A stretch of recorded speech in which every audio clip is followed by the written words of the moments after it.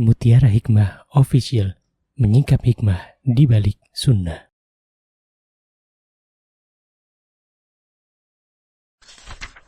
Salurkan donasi terbaik Anda untuk mendukung dakwah Mutiara Hikmah Official.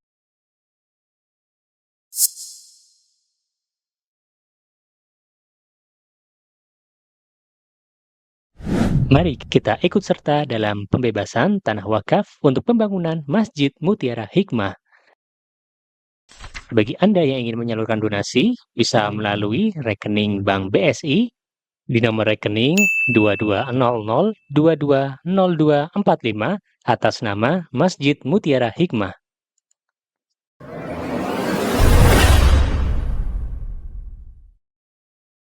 Ibu-ibu jamaah Majelis Ta'lim Raudhatul Jannah yang saya cintaikan Allah, pada pagi hari ini Masya Allah ibu-ibu semangat sekali untuk belajar ya.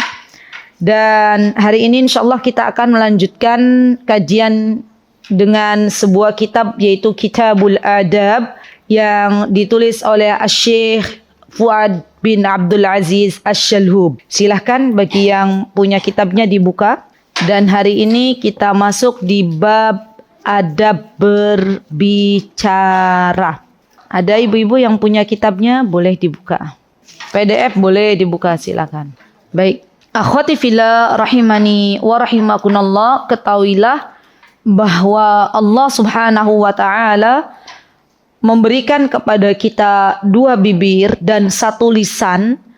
Ini merupakan nikmat yang Allah Subhanahu wa taala berikan. Ibu-ibu boleh lihat di dalam Al-Quran surah Al-Balad. Silakan dibuka surah Al-Baladnya. Surah Al-Balad itu juz 30. Kalau yang membawa mushaf Madinah ada di halaman 594. Ada? Saya bacakan nggih. A'udzu billahi minasyaitonir rajim. Bismillahirrahmanirrahim.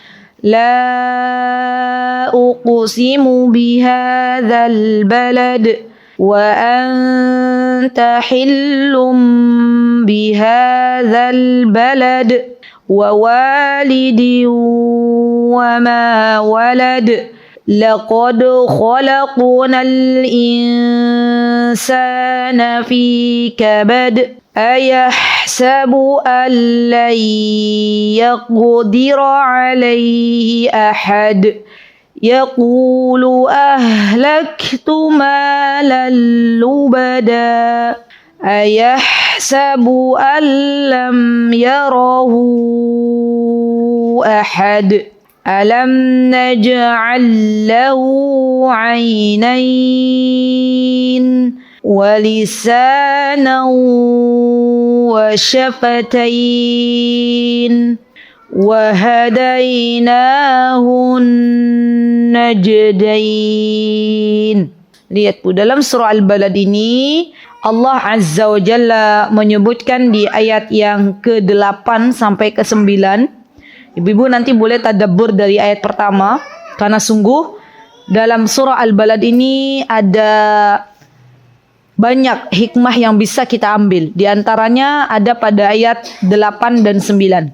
Allah Subhanahu wa taala mengingatkan kepada kita, alam naj'al lahu 'ainain wa lisanan wa syafatain. Allah berfirman, bukankah Allah Subhanahu wa taala yang telah memberikan apa ibu-ibu? Kedua mata. Dan Allah yang memberikan kepada kita lisan serta kedua bibir.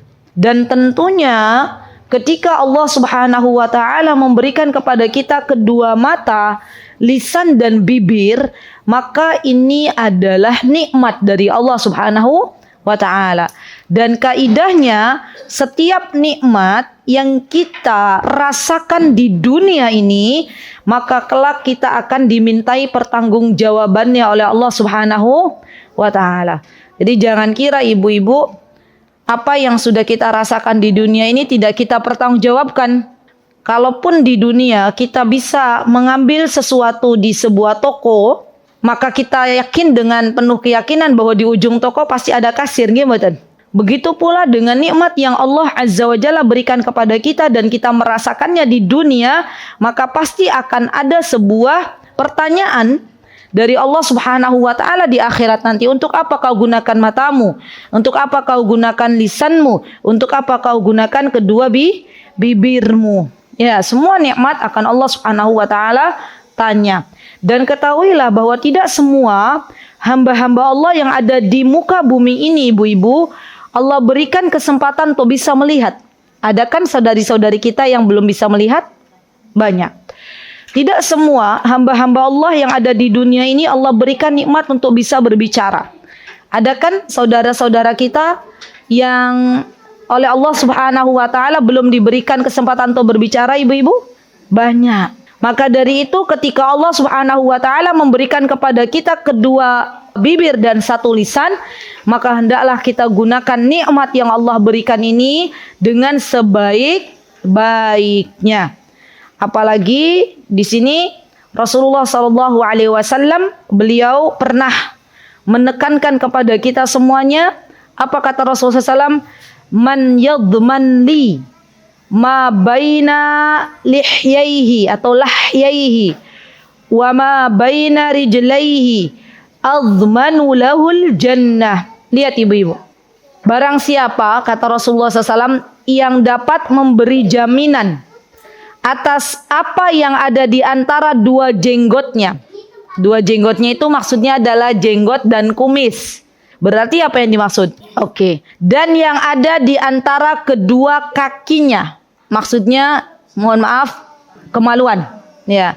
Maka kata Rasulullah SAW, aku akan memberikan jaminan surga kepadanya. Pengen nopo mboten, Bu? Nanti kita di akhirat dimasukkan ke dalam surga. Pengen. Dan sesuatu yang bisa memasukkan seseorang ke dalam nerakanya Allah, diantaranya adalah ketika hamba Allah tidak bisa menjaga kemaluannya.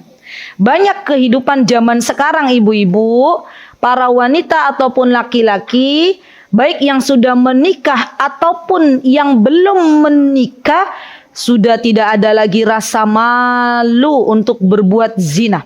Ya, zaman sekarang berbeda dengan zaman dulu, nggih mboten? Zaman dulu itu yang namanya perbuatan fahisyah, perbuatan zina, perbuatan senonoh gitu ya. Itu orang yang melakukannya itu masih sembunyi-sembunyi. Nggih mboten? Masih ada rasa malu gitu loh. Kalaupun misalnya ada orang zaman dulu ya, kumpul kebo, kayak gitulah ya. Pasti itu kan digeruduk kan oleh satu kampungan. Zaman sekarang kira-kira itu sudah menjadi hal biasa? Subhanallah, menjadi hal yang biasa, menjadi hal yang lumrah. Bahkan yang lebih mengerikan lagi, yang lebih mengejutkan lagi adalah anak-anak muda zaman sekarang. Kalau nggak punya pasangan, nggak punya pacar itu dibully habis-habisan. La haula wala quwata illa billah. Zaman sudah rusak, ibu-ibu. Maka kita minta sama Allah, berdoa sama Allah, tenanan lek doa. Ya Allah, jagalah kami, keluarga besar kami, anak keturunan kami dari yang namanya perbuatan fahisyah, perbuatan zina. Doa, banyak doa. Zaman sekarang, ya Allah, ngeri-ngeri, Bu. Ya, sangat mudah bagi seseorang untuk terjerumus ke dalam perzinahan walaupun dia berada di rumahnya. Ya, sangat-sangat mudah. Maka dari itu sudah sepantasnya orang-orang yang menjaga kemaluannya, orang-orang yang menjaga jari jemarinya. Ya, kenapa kok saya tambahkan jari jemari? Karena biasanya zaman sekarang ya, sesuatu yang tertulis dengan jari jemari kita di sosial media itu merupakan bagian dari apa yang ingin kita ucapkan. Gimana? Jadi komentar-komentar, apapun yang kita tuliskan itu sejatinya apa? Ada sesuatu yang kita tuangkan dari hati. Hati muncul, sesuatu yang ada dalam hati kita biasanya kita ucapkan. Kalau zaman sekarang berarti kita tuliskan. Maka sebelum kita mengucapkan sesuatu, sebelum kita menuliskan sesuatu, dipikir lagi.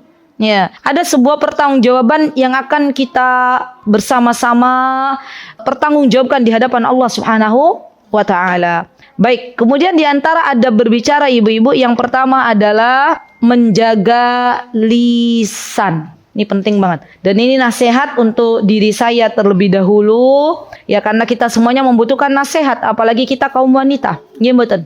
Apa kata Rasulullah SAW? banyak kaum wanita itu yang akhirnya terjerumus ke dalam api neraka. Nggih, ketika Rasulullah SAW diperlihatkan penduduk neraka mayoritas wanita atau laki-laki, ibu-ibu? Wanita ya. Apa penyebabnya? Apakah karena mereka tidak salat? Apakah karena mereka tidak beriman? Kenapa, Bu? Penggoda. Gosip ya, Bu ya? Gosip. Gibah. Namimah. Atau kata Rasulullah SAW, karena ada perempuan-perempuan yang dia tidak mensyukuri kebaikan suaminya. Dan tidak mensyukuri kebaikan suami yang pertama kali dilakukan oleh seorang istri adalah dengan lisannya. Nggih mboten? Jadi kita ini kadang ya ibu-ibu, kita emak-emak ini terutama, kita tuh kadang memang banyak dosa, Bu. Ya, kepada siapa? Kepada suami-suami kita. Alhamdulillah suami saya sabar misalnya ya. Sabar untuk mendengarkan celoteh kita. Ya, Masya Allah. Rata-rata yang hobi berceloteh itu laki-laki apa perempuan, Bu? Perempuan. Jadi kalau kita hari ini ya Allah masih memberikan kepada kita nikmat pasangan itu disyukuri dulu. Alhamdulillah suamiku sabar, setiap hari saya ya cerita, setiap hari saya bicara didengarkan ya. Dan tahan ketika kita ingin mengucapkan sesuatu kepada suami kita, dipikir lagi apakah yang akan kita ucapkan itu sesuatu yang mengundang ridho Allah dan ridho suami, atau sebaliknya yang kita ucapkan akan mengundang murkanya Allah dan murkanya suami. Ya.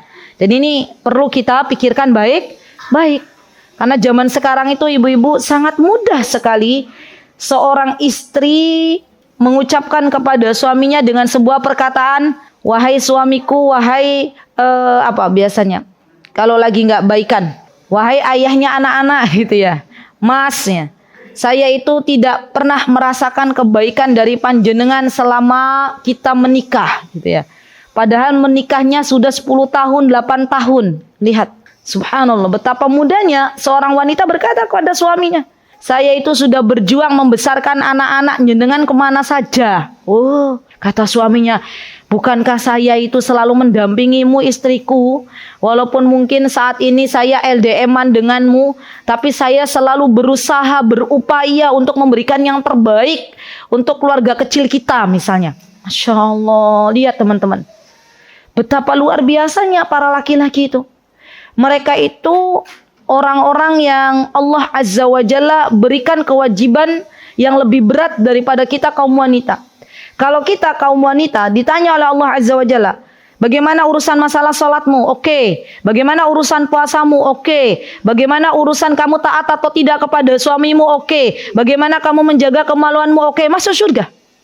Suami kita bukan hanya ditanya bagaimana sholatmu, bagaimana kewajibanmu kepada Allah, tapi suami kita akan ditanya bagaimana kamu memperlakukan istrimu, bagaimana kamu memperlakukan anak-anakmu, bagaimana kamu menjaga ibumu, ya. Baru kemudian mereka masuk surga. Subhanallah.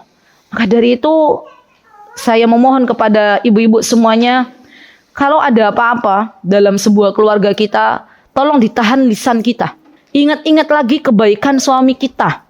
Suami kita itu tanggung jawabnya berat, Bu. Bukan hanya di dunia tapi di akhirat nanti. Akan ditanya oleh Allah Subhanahu wa taala bagaimana ia memperlakukan keluarganya. Subhanallah. Dan berterima kasihlah kepada para suami kita yang telah mendampingi kita, yang telah berjalan dengan kita dalam mengarungi kehidupan rumah tangga, suka dan dukanya dilalui bersama. Dan banyak dari kalangan istri zaman sekarang yang Bu, ini yang saya temui, yang merasa sudah bisa mencari uang sendiri. Ini banyak nih zaman-zaman sekarang itu, Bu. Jadi kan sekarang tuh banyak wanita yang ini loh, Bu, lebih mandiri. Dia bisa nyari duit sendiri, bisa nyari uang sendiri.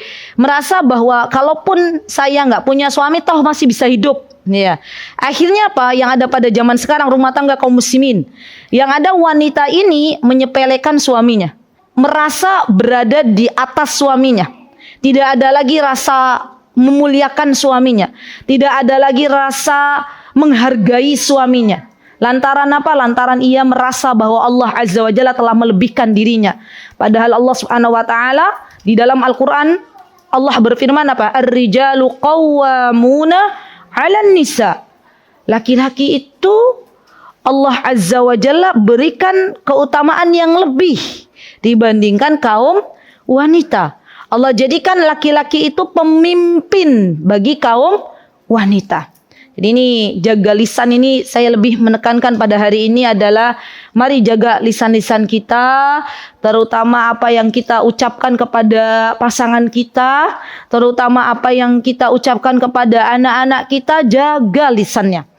Jangan sampai kita mengucapkan hal-hal yang buruk untuk anak-anak kita. Kenapa? Karena sesuatu yang keluar dari lisan seorang ibu itu semuanya doa. Anak kita bertingkah sepola-pola gitu ya. Macam-macam tingkah itu sebenarnya Allah sedang menguji kita agar kita lebih bersabar. Ya. Allah tuh pengen melihat kita, Bu, kita sabar napa mboten? Kita sabar napa mboten? Ya Allah, alhamdulillah kami dikaruniai putra-putri oleh Allah. Yang pertama putri, yang kedua putri, yang ketiga putra. Ini bagi saya tuh terkaget-kaget, Bu. Karena biasa kalau putri kan nurut ya Bu ya, manut, suruh duduk-duduk. Yang putra ini Masya Allah, ya kan? Nah apalagi Ummu Ali, 6 putra semua ya Ummu Ali ya, Masya Allah. Ya. Suatu hari saya pernah bertemu dengan salah satu ibu-ibu yang mau mendaftarkan anaknya bersekolah di satu. Masya Allah, anaknya putra, tingkahnya Ummu Ali, polanya lebih daripada anak saya. La haula wala quwata illa billah. Saya akhirnya apa? Ya Allah nak, semoga Allah jadikan kamu imam Masjidil Haram gitu ya. Dan saya akhirnya bersyukur sama Allah, ya Allah ternyata anakku tuh lebih anteng daripada anak di depan ini. Betul. Jadi kalau kita melihat kehidupan, misalnya kita punya anak laki-laki ini, kita lihat ada Allah memperlihatkan kepada kita, bukan kita mencari tahu. Allah memperlihatkan kepada kita ada anak laki-laki yang tingkahnya warna-warna gitu ya. Maka kita itu lebih bersyukur. Alhamdulillah Allah masih memberikan kepada anak kita mau sholat di masjid. Itu Masya Allah. Dijauhkan dari yang namanya tontonan-tontonan yang buruk. Itu Masya Allah. Jadi zaman sekarang itu ibu-ibu hati-hati ya Bu ya. Kalau kita berbicara kepada anak-anak kita, kalaupun anak-anak kita memang diuji oleh Allah Azza wa Jalla dengan tingkah yang aneh. Baik. Yang kedua, di antara yang ingin saya sampaikan di sini bahwa ketahuilah ibu-ibu ya, bahwa lisan ini bisa membawa ke dalam surganya Allah, bisa membawa ke dalam nerakanya Allah. Bisa membawa seorang hamba ke dalam surganya Allah ketika hamba ini menggunakan lisannya untuk sesuatu yang diridhai oleh Allah Subhanahu wa taala. Contohnya apa? Berzikir, membaca Al-Qur'an, memberikan nasihat. Nah, itu semuanya yang mengundang sesuatu yang diridhai oleh Allah Subhanahu wa ta'ala. Dan orang-orang yang diberikan oleh Allah Subhanahu wa ta'ala keistiqomahan untuk berzikir ibu-ibu, ini adalah rizki dari Allah Subhanahu wa ta'ala. Tidak semua orang-orang itu diberikan pertolongan untuk memperbanyak zikir. Ibu-ibu, kita saja, kita nih, coba evaluasi diri kita masing-masing. Kita kalau lagi diam menunggu, kira-kira banyak diamnya, lisannya nggak mau bergerak, atau banyak zikirnya, istighfarnya? Diam. Betul kan? Kita nunggu ya toh, diam. Maka dari itu saya mengapresiasi ketika kami lihat di Madinah ataupun di Mekah atau biasanya di Yaman itu di tengah-tengah jalan gitu ya. Itu ada semacam tulisan ya, yang di situ maknanya adalah gunakan lisanmu untuk bertasbih gitu. Atau ada tulisan subhanallah gitu.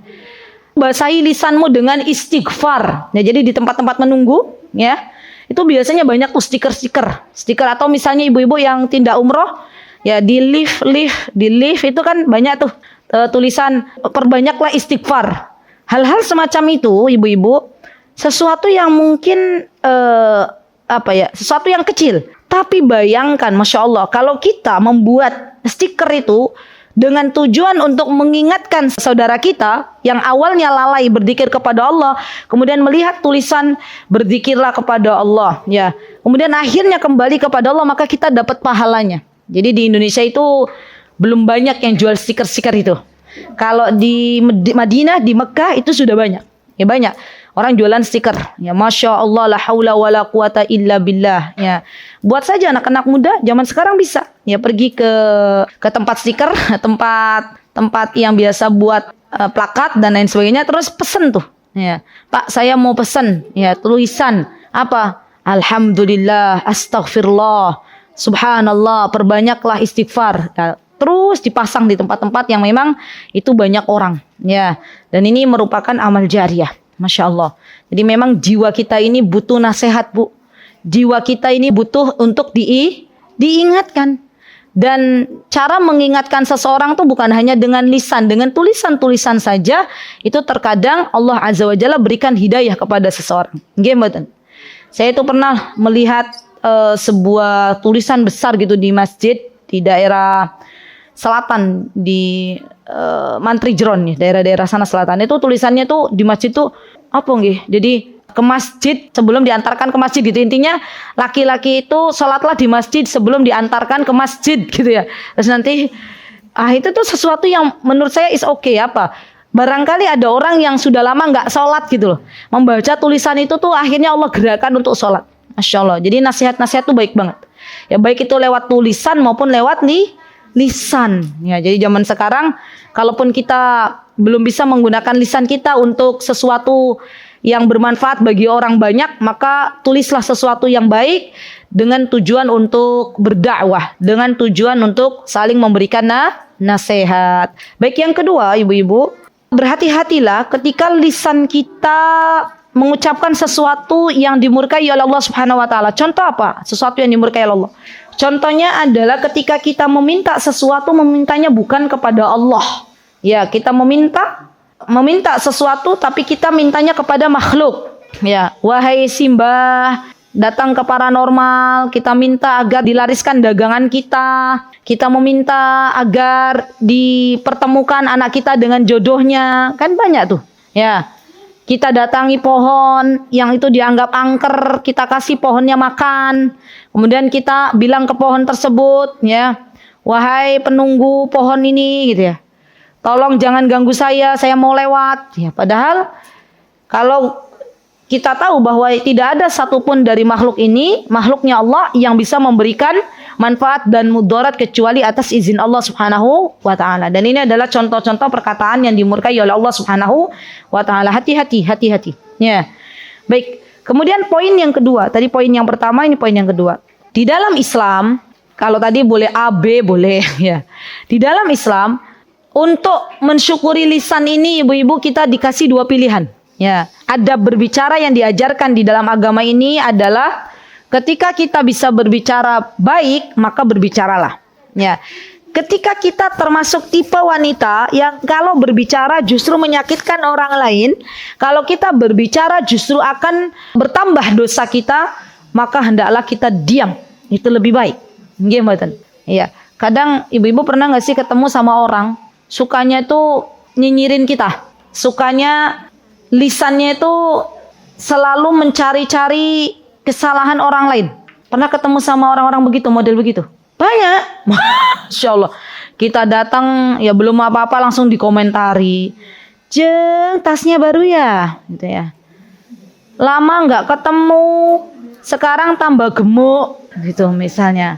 Atau apa Bu misalnya Bu? Katanya kemarin gini. Misal, contoh. Pernah nggak ketemu sama model-model begitu ibu-ibu?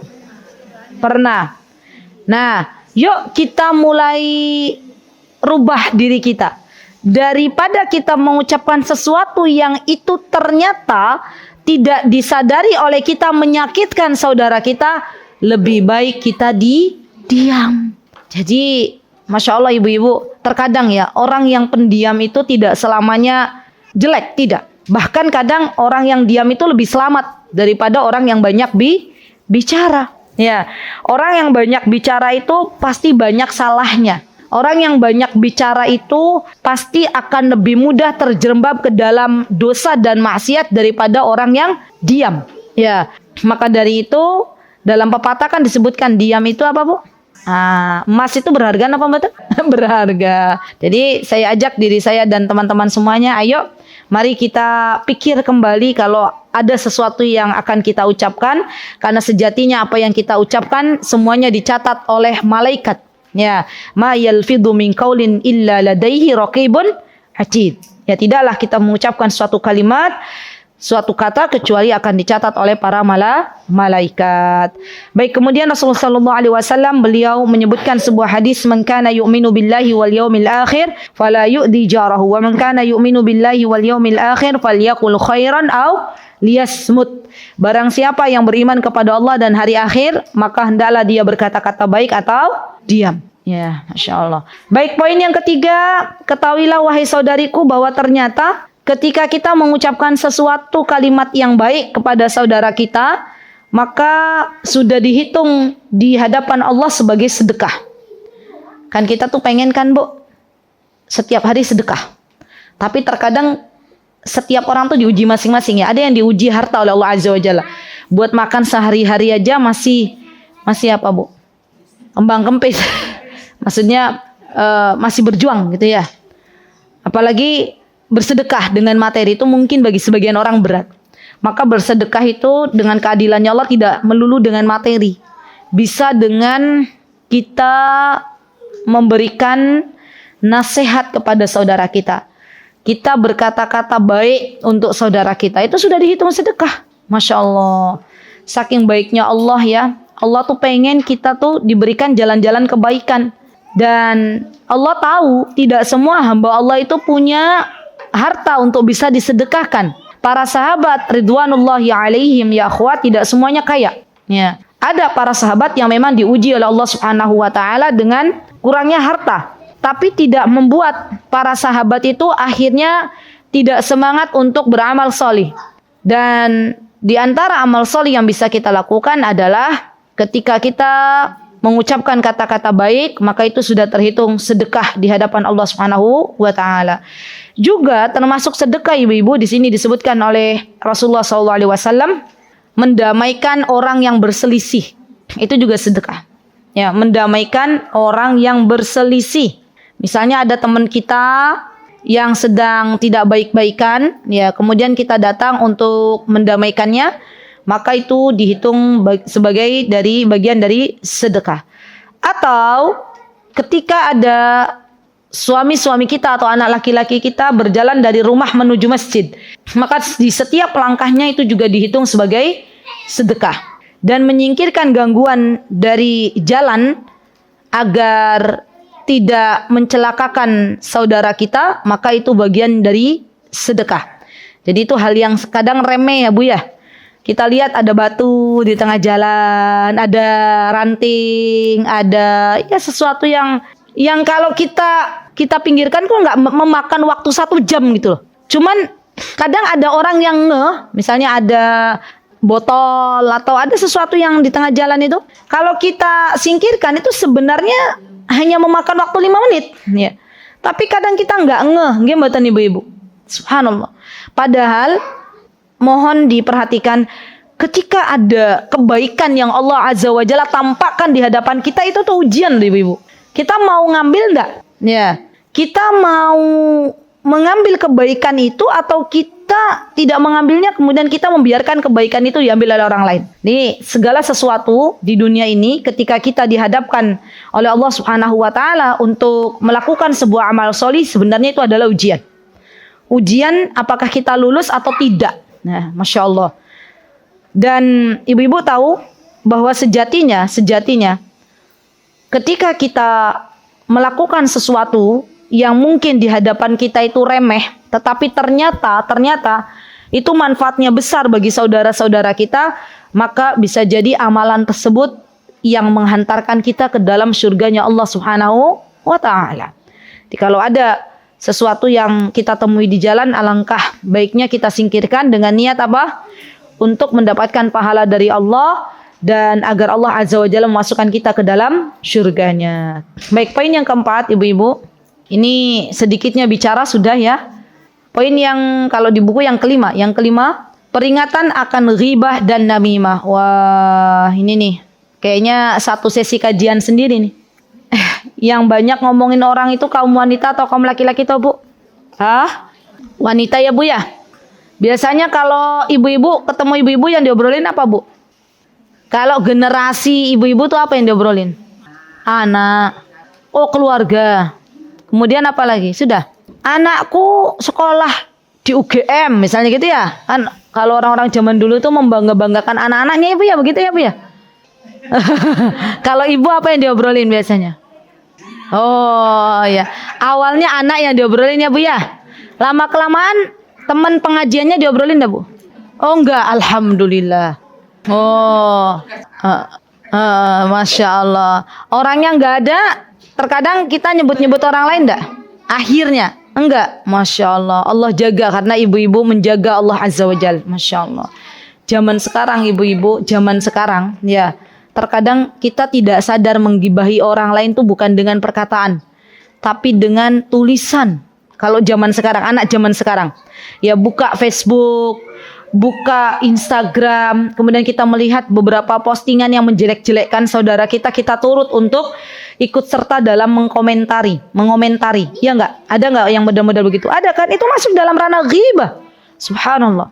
Jadi kalau dulu ibu-ibu ghibah ngomongin orang harus ketemu sama temen ya Bu ya. Ya duduk di arisan misalnya ya, baru akhirnya ngobrol. Zaman sekarang Bu, dari dalam rumah. Ya dari dalam rumah, kemudian buka sosial media. Ya di situ lagi heboh dengan berita yang viral, yang mungkin beritanya belum tentu itu juga benar. Ya ngobrolin orang, ngomongin orang, kita ikut serta nyemplung di dalamnya. Berarti kita masuk dalam dunia perghibahan. Ya hati-hati. Dan sesuatu yang bijak ibu-ibu, ini nasihat untuk diri saya dan ibu-ibu semuanya. Coba kita, terutama anak-anak muda, ya generasi Z, generasi milenial, generasi yang dilahirkan dalam kondisi ada dua dunia. Coba bijak dalam bersosial media. Coba dipilah dan dipilih lagi kira-kira apa yang mesti saya tinggalkan. Ya, tidak semua kita nyemplung di dalamnya Bu. Apa yang manfaat, apa yang tidak manfaat. Kalau yang tidak manfaat, tidak usah kita berada di dalamnya. Kalau itu ada manfaatnya, kita ambil, is okay. Ya. Karena banyak zaman sekarang itu, syaitan menjerumuskan seseorang, ya akhirnya menghabiskan waktunya hanya di depan layar HP.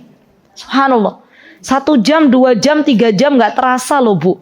Ya, dan ini bagian dari tipu daya syaitan. Ya, bagian dari tipu daya syaitan. Dan tentunya ibu-ibu, ya, apa yang kita buka dari laman kita, dari sosial media kita, semuanya akan ditanya oleh Allah Subhanahu wa Ta'ala. Kita minta kepada Allah agar Allah menjaga kehidupan kita, untuk tidak banyak mengomentari kehidupan orang lain, untuk tidak banyak masuk dalam dunianya orang lain, kalau memang itu adalah sesuatu yang tidak kita butuhkan, kecuali yang memang kita butuhkan.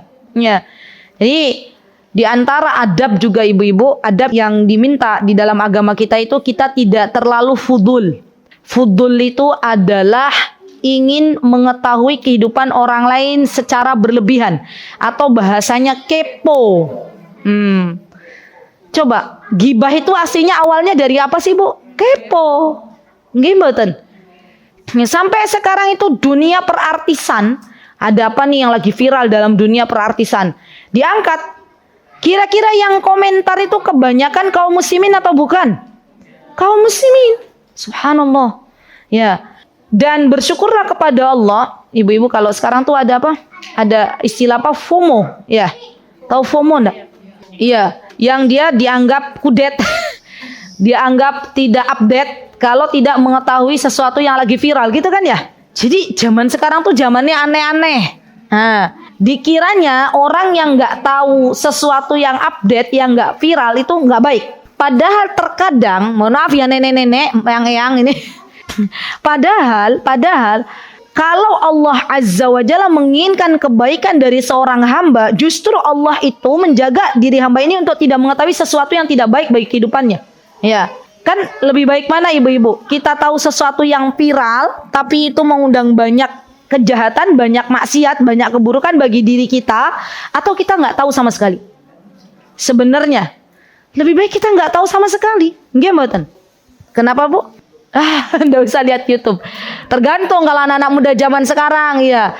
Kalau dia, oh ya, kalau yang baik nggak apa-apa. Tapi kalau yang nggak baik, yo jangan ya. Masalahnya zaman sekarang itu Bu, terkadang kita pengen menonton atau melihat ceramah. Di situ muncul iklan tuh. Iklannya tuh baik apa enggak? Ada yang baik, ada yang enggak. Banyaknya mengajak apa? Mengajak ke pinjol, ya. mengajak ke sesuatu yang dilarang oleh Allah Subhanahu wa taala. Jadi sekali lagi ibu-ibu, untuk kita semuanya hendaklah ya tidak terlalu banyak kepo untuk mengetahui kehidupan orang lain, karena ini akan menyebabkan kita akhirnya banyak berghibah gitu ya. Baik, jadi menyibukkan dengan apa? Ya dengan ilmu, dengan berzikir, dengan sesuatu yang bermanfaat. Baik, kemudian diantara ini penting banget. Saya pernah, Bu Reni pernah menyampaikan nggak ya ghibah yang dilarang dan ghibah yang boleh dan yang tidak boleh? Ghibah. Belum ya ibu-ibu ya? Oke. Saya ringkaskan ya ibu-ibu. Yang pertama, boleh seseorang menyebutkan orang. Ghibah itu apa sih? Ngomongin orang itu apa? Ghibah itu ketika kita menyebut-nyebut orang lain.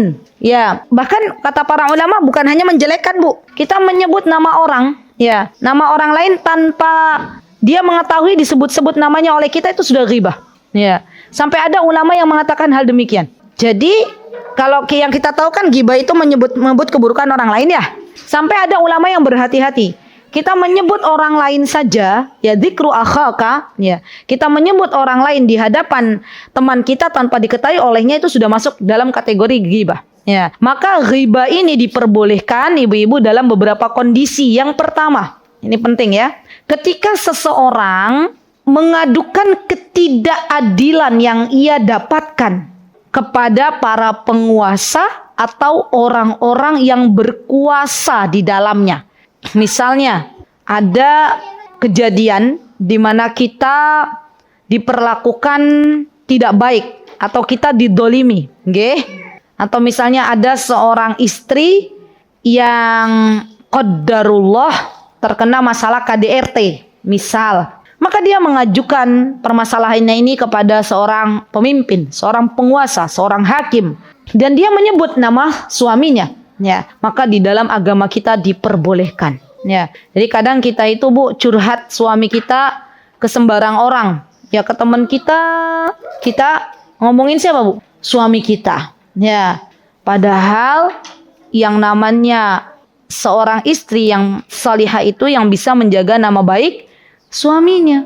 Ya, kalaupun memang kita mau curhat suami kita, maka curhatlah kepada orang yang amanah. Ya, atau kalaupun misalnya tadi ada masalah KDRT dan lain sebagainya, maka lihatlah kepada siapa kita berbicara. Ya. Kalau kita berbicara kepada seorang hakim, kepada seorang penguasa yang bisa menolong kita dari KDRT contohnya, maka ini diperbolehkan. Yang kedua, ketika kita menyebut nama fulan atau fulana untuk mengidentifikasi, misal ada banyak nama Bu Siti di daerah Pogung ini. Ya, ibu-ibu mau mencari Bu Siti yang pakai kaki palsu, misalnya yang punya kakinya hanya satu, maka kita boleh bertanya kepada warga Pogung ini, Bu, saya mau cari rumahnya Bu Siti yang kemana-mana kalau jalan pakai tongkat, karena kakinya nun sewu misalnya diamputasi, lah itu boleh. Atau saya mau cari Pak Dul misalnya yang tunanetra, ya karena di Pogung ini banyak namanya Pak Dul, ya maka kita sebutkan saya mau cari Pak Dul yang tunanetra misalnya, itu boleh. Untuk apa? Untuk mengidentifikasi adanya Pak Dul yang mana yang dicari, ya itu boleh. Jadi menyebut-nyebut ya kekurangan orang lain dalam hal ini itu diperbolehkan untuk sebuah kebutuhan. Ya, yang ketiga, ketika mengingatkan orang lain atas keburukan yang menimpanya, atau mengingatkan orang banyak atas kejahatan seseorang. Nah, mengingatkan orang banyak atas kejahatan seseorang ini boleh. Contoh, misalnya di sebuah kampung terkenal ada satu keluarga yang setiap hari kerjaannya begal. Setiap hari kerjaannya kalau malam keluar kelitih, apa tuh namanya? Ngerampok. Ya. Maka kita boleh ingatkan ya masyarakat sekitar untuk berhati-hati. Kalau malam jangan lewat gang atau rumahnya keluarga tersebut gitu ya, keluarga orang itu. Karena satu keluarga itu terkenal semuanya waliyadzubillah sukanya apa? Berbuat kejahatan, dan itu diperbolehkan. Jadi Ustadz Hanan tuh pernah bercerita dalam sebuah pengajian, saya hadir di dalamnya, kata beliau dulu di Cilacap itu ada tuh satu gang itu, Bu, semuanya itu di situ tuh masyarakatnya hobinya apa? Berkelahi, hobinya ngerampok, hobinya wah macam-macam lah. Dan terkenal daerah situ gitu loh. Maka kita boleh memperingatkan masyarakat jangan lewat daerah sana. Karena di sana itu ada keluarga yang begini-begini boleh. Ya. Untuk kehati-hatian ya agar masyarakat kita tidak mendapatkan sesuatu yang tidak diharapkan. Yang keempat, ketika kita menemukan ya seseorang yang telah berbuat kefasikan atau kemungkaran, kemudian kita ajukan kepada yang berwenang untuk mengubah kemungkaran tersebut. Contoh, ini juga boleh. Kita datang ke Pak Lurah atau Pak Dukuh dan kita mengatakan, Pak, nun sewu Pak, niki di kampung saya ini Pak, ada beberapa pemuda, disebutkan namanya ini, kampung ini, RT ini, yang kalau malam itu hobinya dugem, minum minuman keras gitu ya. Maka saya minta Bapak sebagai ketua di kampung ini untuk melihat kondisi rakyatnya misalnya. Ah, ini juga boleh. Untuk menghilangkan kemungkaran. Ah, itu boleh. Ya, boleh kita sebutkan namanya.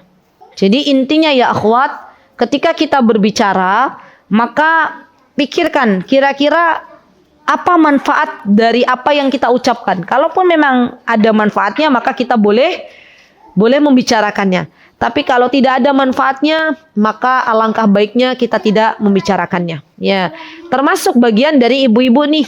Biasanya seringnya kan gini, Ustazah saya mau bertanya. Pertanyaannya ibu-ibu itu lebih kepada curhat sebenarnya. Gimana ibu-ibu? Iya, kalau para bapak-bapak itu kan pertanyaannya Ustadz mau bertanya, apa hukumnya ini, apa hukumnya itu, gitu kan? Kalau ibu-ibu kan enggak. Saya punya anak saya usianya sekian, gitu kan? Ya. Dan ketika ada seseorang yang dia menuliskan sebuah curhatan dengan niat untuk mencari solusi, maka ini bukan bagian dari ghibah. Ya, jadi tergantung teman-teman. Kalau kita menceritakan seseorang untuk mencari sebuah solusi, ya maka insya Allah ini tidak dinamakan dengan ghibah. Tapi kalau hanya sekedar berbicara ini dan itu, maka yang dikhawatirkan itu akan masuk dalam kategori ghibah. Baik. Kemudian di antara bahaya lisan, adab dalam berbicara adalah di antaranya menghindari dusta. Dusta itu tidak diperbolehkan di dalam agama kita. Ya, karena yang namanya kedustaan pasti akan membawa kepada kehancuran. Hanya ada 3 kebohongan yang diperbolehkan dalam agama kita. Yang pertama, ya, ini kita pelajari ibu-ibu. Yang pertama ketika berada dalam kondisi peperangan. Ya, misal kita umat muslim ya sedang berhadapan dengan para musuh Islam. Maka dalam hal ini kalaupun kita berbohong di dalamnya, misalnya ya, kita ditanya nih sama musuh Islam yang sudah tahu jelas akan memerangi kaum muslimin. Maka ketika kita ditanya dan orang yang bertanya kepada kita tidak tahu identitas kita, apakah kita muslim atau tidak misalnya. Kemudian kita ditanya, tahu rombongan kaum muslimin tidak yang tadi lewat sini? Arahnya kemana? Kanan atau kiri? Kemudian kita berkata, saya tidak tahu.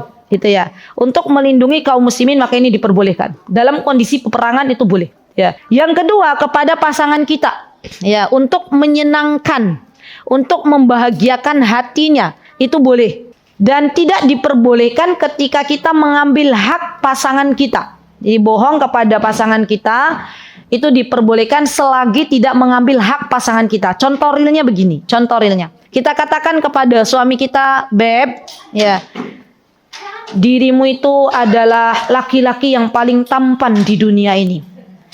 Hakikatnya apakah benar suami kita paling tampan di dunia ini, Bu? Tampanan mana sama Nabi Yusuf? Nggak tahu gitu ya. Ya yang jelas ya tampanan siapa, Bu? Ya. Kan tapi aslinya kan nggak paling tampan kan, Bu? Nah, ini boleh. Atau misalnya seorang suami ditanya oleh istrinya, "Gimana masakan kucing?" gitu ya. Suaminya bilang, "Enak kok, Bun. Apa yang kamu masak tuh enak." Padahal ketika kita pergi keselak karena keasinan masakannya. Misal contoh itu juga boleh. Ya. Jadi sesuatu yang menyenangkan bagi pasangan tuh boleh kita bahasanya apa ya? Tidak jujur ya boleh, tapi untuk menyenangkan saja. Dan yang nggak boleh misalnya gini, yang mengambil haknya pasangan kita, misalnya gini, seorang istri LDM-an sama suaminya, ya. Terus waliyadzubillah, istri ini memasukkan laki-laki ke dalam rumahnya. Suaminya datang tanya, apakah benar kamu masukkan seseorang ke dalam rumah ini, seorang laki-laki yang bukan mahrammu? Terus kita bilang, bohong, enggak gitu ya. Padahal jelas CCTV telah membuktikan bahwa dia telah memasukkan seorang laki-laki ke dalam rumahnya. Ini yang nggak boleh, ya. Karena itu sudah mengambil haknya pasangan kita, ya. Jadi ingat, kebohongan yang diperbolehkan di dalam berumah tangga itu adalah sesuatu yang bertujuan untuk menyenangkan suami kita atau menyenangkan istrinya, ya, bukan untuk mengambil hak dari pasangan kita. Yang ketiga, ketika kita mengislah itu mendamaikan dua orang yang sedang bertengkar, mendamaikan dua orang yang sedang tidak baik-baikan, ya, itu boleh sedikit berbohong. Contoh, ibu tahu bahwa A dan B sedang tidak baikan, kemudian kita katakan bahwa kemarin tuh A itu Masya Allah loh datang kepada saya ngobrol, kemudian kita katakan bahwa dia itu Masya Allah ternyata masih pengen, ya, bermuamalah dengan kamu gitu ya. Nah itu boleh, ya. Untuk tujuannya apa, Bu? Mengislah, mendamaikan kembali dua orang yang sedang bertengkar, maka ini diperbolehkan. Baik, hanya 3 itu yang diperbolehkan, ibu-ibu. Oke, dan diantara ada berbicara, ya saya singkat ya, Bu. Janganlah kita menghina orang lain. Jangan kita mengejek orang lain. Jangan kita, bahasa sekarang tuh, membuli orang lain. Ya, zaman sekarang tuh banyak sekali perkataan-perkataan yang justru itu akhirnya masuk dalam kategori apa? Bullying. Ya, itu juga tidak diperkenankan. Baik, kemudian di antara yang sebentar saya cari yang sesuai dengan kita ya, untuk melawak. Itu melawak kan insya Allah kita bukan enggak melawak ya. Oh iya, ketika kita berjumpa dengan orang yang lebih tua, maka dahulukan orang yang usianya lebih tua untuk berbicara. Ini adab. Jadi di dalam Islam itu sebenarnya ada yang namanya unggah-ungguh, sopan santun. Di antaranya apa? Memuliakan orang yang lebih tua. Jadi anak muda kalau ketemu sama orang yang lebih tua, ibu-ibu senior, maka dahulukan mereka untuk berbicara. Dan di antara adab berbicara tidak memotong pembicaraan orang lain ketika berbicara. Ya, ataupun misalnya ketika seseorang sedang menyampaikan materi, maka kemudian hendaklah biarkan pemateri itu menyelesaikan materinya.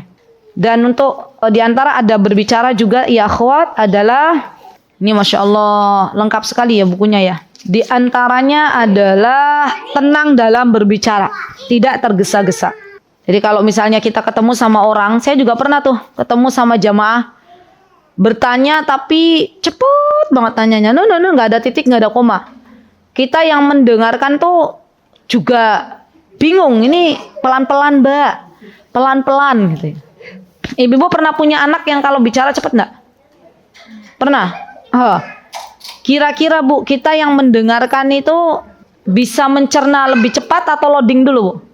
Loading dulu. Ya, maka dari itu di antara skill yang seharusnya dimiliki oleh anak-anak kita, ajarkan kepada anak-anak kita kalau berbicara tidak terlalu cepat. Dan saya pun mengajarkan. Jadi ada putra kami itu, anak-anak kami itu yang kalau bicara cepet gitu, nggak ada titik, nggak ada koma. Kita sering, Mbak kalau berbicara pelan ya, Nak kalau berbicara pelan, nanti pelan, cepat lagi, pelan gitu. Jadi itu ternyata ilmu yang harus diberikan kepada anak-anak kita. Gitu ya ibu-ibu ya. Masalah insya Allah cukup hari ini. Terima kasih. Jazakunallahu khaira. Barakallahu fi kunna jami'an. Karena ada dan semoga Allah Azza wa Jalla memberikan kepada kita waktu yang barakah. Baik. Monggo Ummu Ali, jazakillahu khair. Mutiara Hikmah Official, menyingkap hikmah di balik sunnah.